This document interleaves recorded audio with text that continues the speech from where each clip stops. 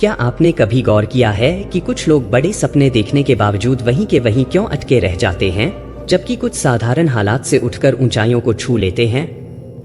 अक्सर हम मान लेते हैं कि यह सब किस्मत का खेल है, लेकिन सच यह है कि असली फर्क उस समय का होता है जब हम कुछ नहीं करते। खाली बैठा दिमाग धीरे धीरे इंसान को सुस्त बना देता है। वह न सिर्फ मेहनत से दूर भागने लगता है, बल्कि उसके सपने और आत्मविश्वास भी चुपचाप मरने लगते हैं। यह कहानी है नीरज नाम के एक युवक की, जो धवलपुर नाम के छोटे से कस्बे में रहता था। नीरज के सपने बहुत बड़े थे, अमीर बनने के, नाम कमाने के, लेकिन उसकी आदतें बहुत छोटी थी। उसके माता पिता खेतों में काम करने वाले साधारण लोग थे, जो दिन रात मेहनत करके घर चलाते थे। मगर नीरज को मेहनत से चिढ़ थी। उसे बस सपनों में जीना पसंद था। एक दोपहर उसके पिता ने देखा कि नीरज बरगद के पेड़ के नीचे लेटा आसमान देख रहा है। थके और चिंतित स्वर में उन्होंने कहा, नीरज, कब तक ऐसे ही पड़े रहोगे? अगर जिंदगी में कुछ बनना है तो उठो और कुछ करो। नीरज ने बिना उठे जवाब दिया, बाबूजी, सब किस्मत का खेल है। जब समय बदलेगा सब अपने आप हो जाएगा। पिता कुछ नहीं बोले, लेकिन उनके दिल में डर बैठ गया कि कहीं यह लड़का अपनी पूरी जिंदगी यूं ही न गवा दे। कुछ दिन बाद नीरज कस्बे से बाहर व्योम नदी के किनारे बैठा था। मन भारी था, आंखों में सवाल थे। आखिर मेरी किस्मत बदलेगी कब? उसी समय वहां से एक वृद्ध सन्यासी गुजरे। उनका नाम था स्वामी प्रज्ञानंद। उनके चेहरे पर गहरी शांति और आंखों में अद्भुत तेज था। उन्होंने नीरज को देखा और पूछा, वत्स, इतनी कम उम्र में इतना बोझ क्यों? नीरज ने कहा, मैं आगे बढ़ना चाहता हूं, लेकिन मेरी किस्मत मेरा साथ नहीं देती। स्वामी जी हल्के से मुस्कुराए, सफलता किस्मत से नहीं, कर्म से मिलती है। क्या तुम सीखने का साहस रखते हो? नीरज पहली बार बिना बहाना बनाए बोला, हां, मैं तैयार हूं। स्वामी जी ने कहा, तो 7 दिन मेरे साथ रहो। एक शर्त है, तुम एक पल भी खाली नहीं बैठोगे। अगले ही दिन वे नीरज को रक्तशैल पहाड़ी पर ले गए। चारों तरफ सूखी जमीन, पत्थर और सन्नाटा था। न कोई छाया, न आराम। थोड़ी देर में नीरज थक कर बैठ गया, लेकिन स्वामी जी खड़े रहे। उन्होंने कहा, पहला नियम, सपने देखो लेकिन जागते हुए। नीरज ने हैरानी से पूछा, क्या सपना देखना गलत है? स्वामी जी बोले, गलत सपना नहीं, गलत आदत है। जो सपना तुम्हें चैन से सोने दे वह सपना नहीं, भ्रम है। सच्चे सपने वे होते हैं जो तुम्हें हर सुबह उठाकर काम करने को मजबूर कर दे। फिर उन्होंने जमीन से एक पत्थर उठाया और बोले, यह पत्थर अपने आप सोना नहीं बन सकता जब तक कोई इसे तराशे नहीं। ठीक वैसे ही तुम्हारे सपने भी बिना मेहनत के कभी सच नहीं होंगे। नीरज चुप था। पहली बार उसे एहसास हुआ कि वह अब तक सिर्फ सोचता रहा था, करता कुछ भी नहीं था। स्वामी जी ने आगे कहा, दूसरा नियम, काम में लगे रहो। खाली बैठना धीरे धीरे मौत जैसा है। ठंडी सुबह की हवा चल रही थी और सूरज उग रहा था। नीरज को पहली बार लगा कि शायद उसकी किस्मत नहीं, बल्कि उसकी आदतें उसे पीछे खींच रही थी। और यहीं से उसकी असली यात्रा शुरू हुई।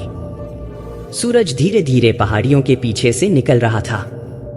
ठंडी हवा में हल्की गर्माहट घुलने लगी थी।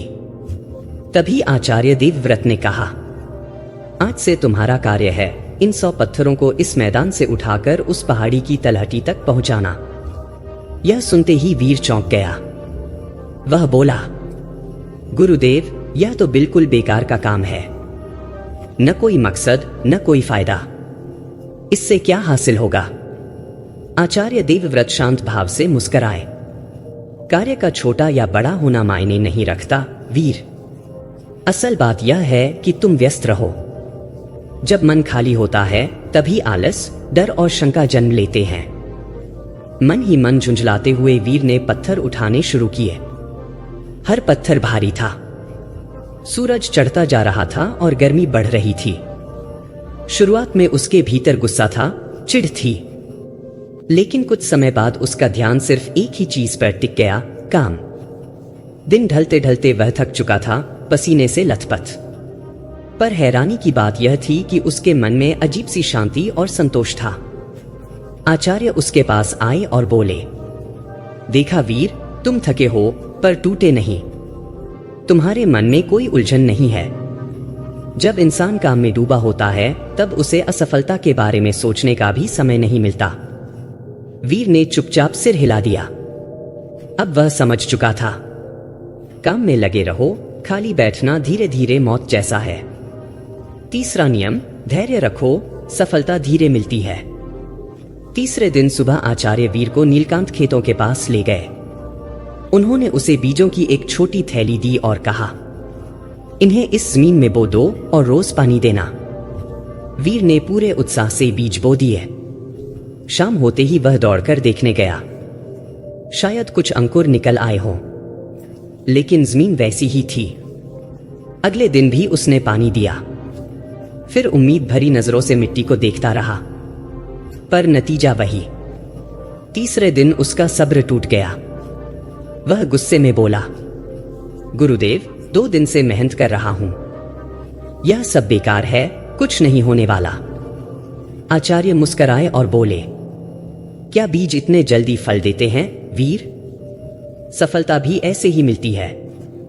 जो धैर्य रखता है वही असली फल का स्वाद चखता है। वीर ने सिर झुका लिया। उसे एहसास हुआ कि वह हमेशा बिना इंतजार किए सब कुछ पाना चाहता था। आचार्य बोले, धैर्य सिर्फ इंतजार नहीं है, धैर्य है सही दिशा में लगातार प्रयास करते रहना बिना हताश हुए। चौथा नियम, सीखना कभी मत छोड़ो। चौथे दिन सुबह आचार्य वीर के पास आए और उसे एक मोटी पुरानी किताब थमा दी। पन्ने पुराने थे पर उनमें जीवन के गहरे रहस्य छिपे थे। वीर ने किताब देखी और मुंह बनाते हुए बोला, गुरुदेव, मुझे पढ़ना पसंद नहीं, मैं मेहनत करना सीख रहा हूं, यही काफी नहीं? आचार्य शांत स्वर में बोले, अगर सीखना छोड़ दोगे तो आगे बढ़ोगे कैसे? शरीर को भोजन चाहिए और मन को ज्ञान। मन मारकर वीर ने पढ़ना शुरू किया। शुरुआत में बोरियत हुई, लेकिन जैसे जैसे वह आगे बढ़ा वह विचारों की गहराई में डूबता चला गया। कुछ ही दिनों में उसका नजरिया बदल गया। अब वह खुद किताब उठाने लगा, सवाल पूछने लगा। आचार्य मुस्कराए, याद रखो वीर, जो सीखना बंद कर देता है उसका विकास भी वहीं रुक जाता है। 5वां नियम, असफलता से डरना नहीं, सीखना है। 5वें दिन आचार्य वीर को एक ऊंचे पेड़ के पास ले गए। उन्होंने कहा, इस पर चढ़ो। वीर ने जोश में कोशिश की, लेकिन कुछ ही पलों में पैर फिसला और वह नीचे गिर पड़ा। गुस्से में वह बोला, यह पेड़ ही बेकार है। आचार्य हंसते हुए बोले, गिरने के बाद गुस्सा नहीं करते, सीखते हैं। असफलता तुम्हें बताती है कि गलती कहां हुई। यही तुम्हारा सबसे सच्चा गुरु है। वीर ने फिर कोशिश की, गिरा, फिर उठा और अंत में सही तरीका सीख लिया। उस दिन वह समझ गया, डर नहीं, सीख ही असली ताकत है। ऊंचे वृक्ष की सबसे ऊपरी शाखा से एक चमकता हुआ स्वर्ण फल लटक रहा था। महर्षि अनिरुद्ध ने समीर के हाथ में धनुष और बाण थमाया और शांत स्वर में बोले, इस फल को लक्ष्य बनाकर तीर चलाओ। समीर ने धनुष साधा, लेकिन जैसे ही उसने निशाना लगाया उसका ध्यान हवा की सरसराहट, आसपास के पेड़ों की हलचल और अपने ही मन में छिपे डर पर चला गया। तीर छूटा और निशाना चूक गया।